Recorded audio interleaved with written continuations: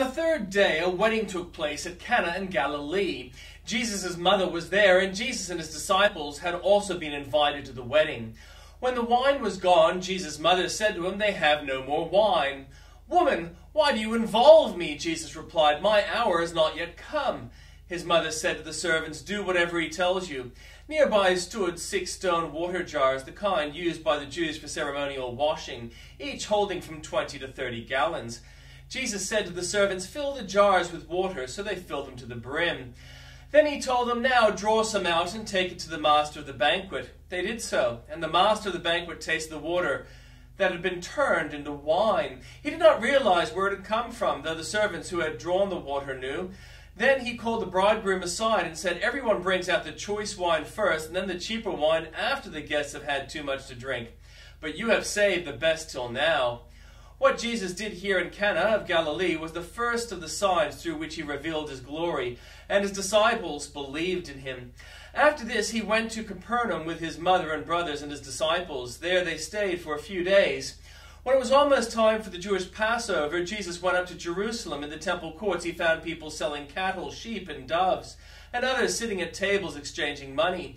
So he made a whip out of cords and drove all from the temple courts, both sheep and cattle. He scattered the coins of the money changers and overturned their tables. To those who sold doves, he said, "Get these out of here. Stop turning my Father's house into a market." His disciples remembered that it is written, "Zeal for your house will consume me." The Jews then responded to him, "What sign can you show us to prove your authority to do all this?" Jesus answered them, "Destroy this temple, and I will raise it again in 3 days." They replied, "It has taken 46 years to build this temple, and you are going to raise it in 3 days." But the temple he had spoken of was his body. After he was raised from the dead, his disciples recalled what he had said. Then they believed the scripture and the words that Jesus had spoken. Now while he was in Jerusalem at the Passover festival, many people saw the signs he was performing and believed in his name. But Jesus would not entrust himself to them, for he knew all people. He did not need any testimony about mankind, for he knew what was in each person. And the Old Testament reading. In the 23rd year of Joash, son of Ahaziah, king of Judah, Jehoahaz, son of Jehu, became king of Israel and Samaria, and he reigned 17 years. He did evil in the eyes of the Lord by following the sins of Jeroboam, son of Nebat, which he had caused Israel to commit, and he did not turn away from them. So the Lord's anger burned against Israel, and for a long time he kept them under the power of Hazael, king of Aram, and Ben-Hadad his son. Then Jehoahaz sought the Lord's favor, and the Lord listened to him, for he saw how severely the king of Aram was oppressing Israel. The Lord provided a deliverer for Israel, and they escaped from the power of Aram, so the Israelites lived in their own homes as they had before.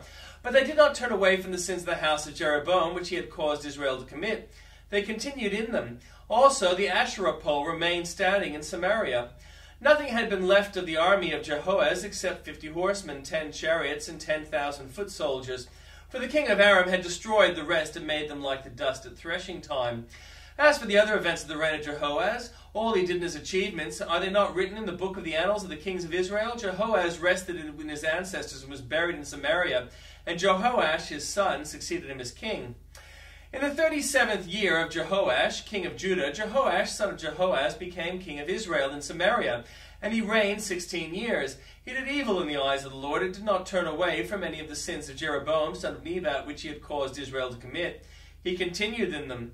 As for the other events of the reigns of Jehoash, all he did in his achievements, including his war against Amaziah, king of Judah, are they not written in the book of the annals of the kings of Israel?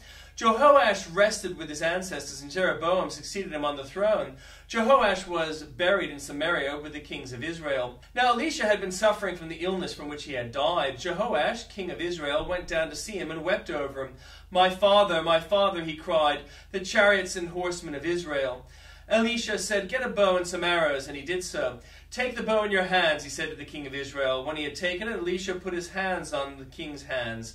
"Open the east window," he said, and he opened it. "Shoot," Elisha said, and he shot. "The Lord's arrow of victory, the arrow of victory over Aram," Elisha declared. "You will completely destroy the Arameans of Aphek." Then he said, "Take the arrows," and the king took them. Elisha told him, "Strike the ground." He struck 3 times and stopped. The man of God was angry with him, and he said, "You should have struck the ground 5 or 6 times. Then you would have defeated Aram and completely destroyed it. But now you will defeat it only 3 times. Elisha died and was buried. Now Moabite raiders used to enter the country every spring. Once, while some Israelites were burying a man, suddenly they saw a band of raiders, so they threw the man's body into Elisha's tomb. When the body touched Elisha's bones, the man came to life and stood on his feet. Hazael, king of Aram, oppressed Israel through the reign of Jehoaz.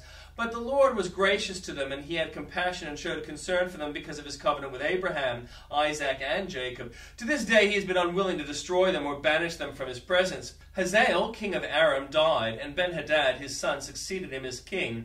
Then Jehoash, son of Jehoaz, recaptured from Ben-Hadad, son of Hazael, the towns he had taken in battle from his father Jehoaz. 3 times Jehoash defeated him, and so he recovered the Israelite towns. In the 2nd year of Jehoash, son of Jehoaz, king of Israel, Amaziah, son of Jehoash, king of Judah, began to reign. He was 25 years old when he became king, and he reigned in Jerusalem 29 years. His mother's name was Jehoaddan. She was from Jerusalem. He did what was right in the eyes of the Lord, but not as his father David had done. In everything he followed the example of his father Joash. The high places, however, were not removed. The people continued to offer sacrifices and burn incense there. After the kingdom was firmly in his grasp, he executed the officials who had murdered his father the king. Yet he did not put children of the assassins to death, in accordance with what is written in the book of the law of Moses, where the Lord commanded, "Parents are not to be put to death for their children, nor children put to death for their parents. Each will die for their own sin." He was the one who defeated 10,000 Edomites in the Valley of Salt and captured Selah in the battle, calling it Joktheel, the name it has to this day.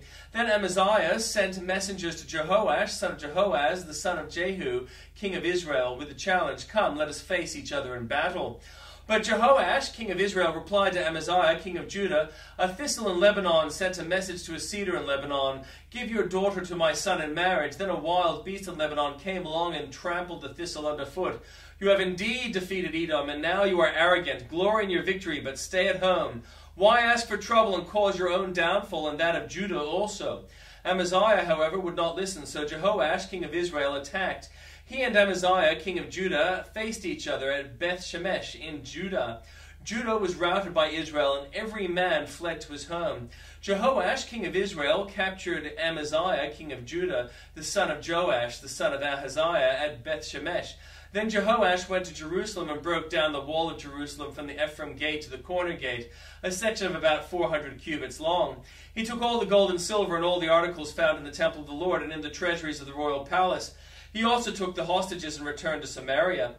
As for the other events of the reign of Jehoash, what he did in his achievements, including his war against Amaziah, king of Judah, are they not written in the books of the annals of the kings of Israel? Jehoash rested with his ancestors and was buried in Samaria with the kings of Israel. And Jeroboam his son succeeded him as king. Amaziah, son of Joash, king of Judah, lived for 15 years after the death of Jehoash, son of Jehoaz, king of Israel. As for the other events of Amaziah's reign, are they not written in the book of the annals of the kings of Judah? They conspired against him in Jerusalem, and he fled to Lachish. But they sent men to Lachish and killed him there. He was brought back by horse and was buried in Jerusalem with his ancestors in the city of David. Then all the people of Judah took Azariah, who were 16 years old, and made him king in place and father of Amaziah. He was the one who built Elath and restored it to Judah after Amaziah rested with his ancestors. In the 15th year of Amaziah, son of Joash, king of Judah, Jeroboam, son of Jehoash, king of Israel, became king in Samaria, and he reigned 41 years. He did evil in the eyes of the Lord, and did not turn away from any of the sins of Jeroboam, son of Nebat, which he had caused Israel to commit. He was the one who restored the boundaries of Israel from Lebo-Hamath to the Dead Sea, in accordance with the word of the Lord, the God of Israel, spoken through his servant Jonah, son of Amittai, the prophet from Gath-Hepher. The Lord had seen how bitterly everyone in Israel, whether slave or free, was suffering. There was no one to help them. And since the Lord had not said he would blot out the name of Israel from under heaven, he saved them by the hand of Jeroboam, son of Jehoash. As for the other events of Jeroboam's reign, all he did in his military achievements, including how he recovered for Israel both Damascus and Hamath, which had belonged to Judah, are they not written in the book of the annals of the kings of Israel? Jeroboam rested with his ancestors, the kings of Israel, and Zechariah his son succeeded him as king.